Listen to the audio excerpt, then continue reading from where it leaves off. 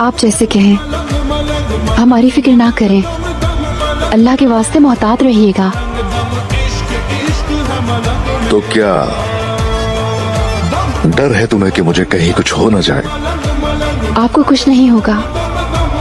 अल्लाह आपको कामयाब लौटाए और जो भी आप पर मुश्किल आए वो मुझे दे दे। नहीं, इस दुआ पर मैं आमीन नहीं कहूंगा।